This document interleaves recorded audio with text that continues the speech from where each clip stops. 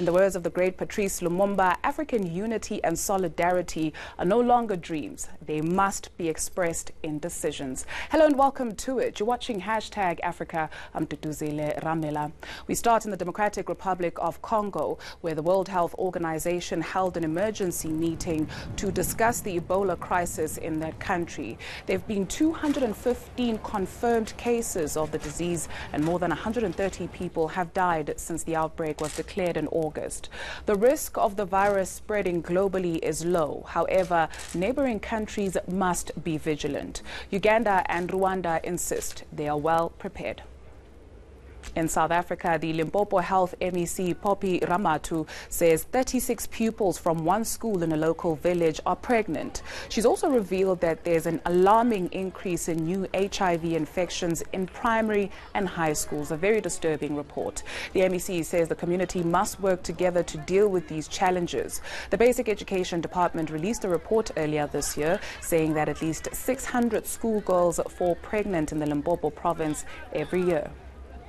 And the search continues for Africa's youngest billionaire. Mohamed Aji has been kidnapped. He was kidnapped outside a hotel in Dar es Salaam in Tanzania last week. 3 people have been arrested, but the motive for the kidnapping is still unclear. His family is offering a reward of more than 6 million rand for his safe return. Now, the Africa Human Rights Day celebrations are on this weekend, and they reflect on the promises by African leaders to respect, promote and protect human rights.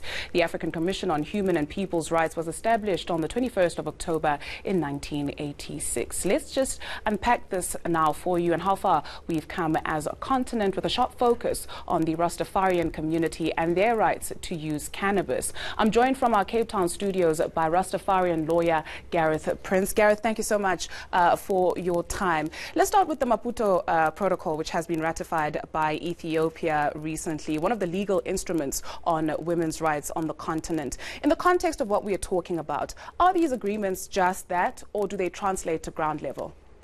Well, thanks for having me, and a warm welcome to all of the listeners. We would sincerely love for these ratifications to translate into real changes on the ground, but unfortunately the experience in Africa has been thus far that these ratifications and legislative initiatives quite often do not reach the people on the ground. The Maputo Protocol is set out to protect the rights of women and especially female children within Africa. And in a continent that is steeped in patriarchy, it is quite sad that enough has not been done in order to ensure that females enjoy the equality that they should and deserve within modern-day society. From your perspective, what actually needs to be done? Well, we need to start practicing what we are preaching. And it is imperative that African countries need to embrace their own. For too long, there has been a reliance on solutions that are formatted by people outside of Africa. It is imperative that we, the African people, make use of what we cherish and what we know in order to advance our agenda. It is unfortunate that leaders all over Africa, legislative, in the judiciary, all over, that they haven't been able to relate to their people and the needs of their people and to embrace their own cultures. We are depending too much on foreign solutions for problems that are created in Africa and that needs to be solved by our own solutions. You were part of a solution in terms of a landmark ruling in South Africa. You actually championed that cause in terms of the legalization, in terms of private use for the use of cannabis for the Rastafarian community and beyond. When we look at that on the continent, how far have we come? We have certainly come a long way. The listeners might not know, but this is the second time round that we went to the Constitutional Court. And as a matter of fact, the case of Prince versus the Minister of Justice and Constitutional Development was the first case from South Africa to be heard in front of the African Court of Human Rights and People's Duties. And it is unfortunate that the manner in which this matter was treated by this international court really left a lot to be desired. There are no real incentive and will in order to ensure that these international treaties are used in order to keep power to account. The manner in which this particular matter was treated by that court is really regrettable, and it really shows that unfortunately there is not the willpower on an international level to ensure that these elevated treatises are actually held to standard and that the powers that regulate them are held to account. You speak of a lack of will. Could we throw in there a lack of understanding? When we look internationally in terms of the use and sale of cannabis, it's boosted economies elsewhere in the world. Exactly. We are talking about a multi-billion rand, dollar, pound industry. But unfortunately, the people of Africa that have absolutely the best conditions in order to cultivate this plant are not allowed to share in these benefits. Our people are made to starve economically because we cannot embrace this plant as a result of legislative initiatives that was put in place by down-oppressive regimes all over this continent.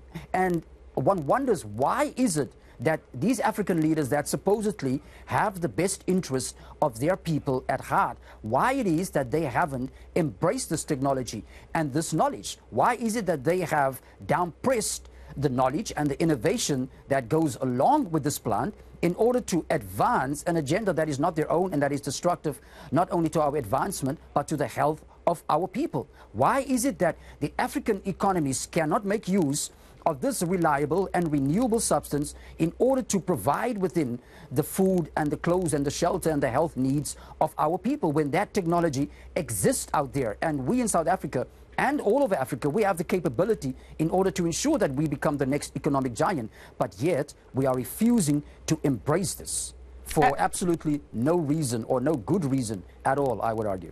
As we celebrate Africa Human Rights Day, what are we celebrating? Unfortunately, there's very little for African people to celebrate after 23, 25 years of human rights within South Africa.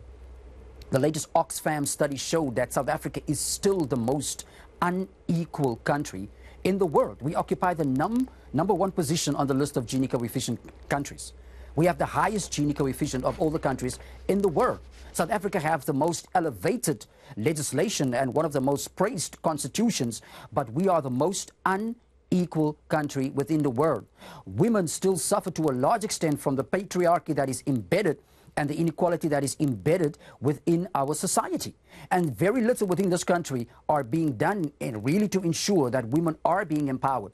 What we have said is that the cannabis issue, indeed for now, it allows the breadwinners, the principal breadwinners in our society, women, in order to embrace a economy and an industry that they would be able to imbibe and that would be able to advance their course. And there is a duty, a very serious duty on government to ensure that they remove all bureaucratic impediments in the way of the people, to ensure that we start using this valuable resource as soon as possible, because we have the ability to improve the basic needs of our people and to ensure that we eradicate poverty and despair and homelessness within the next 5 years. We can do it because we have the resource in our possession, and South Africa possesses the best conditions of all the country in the world to start planting cannabis.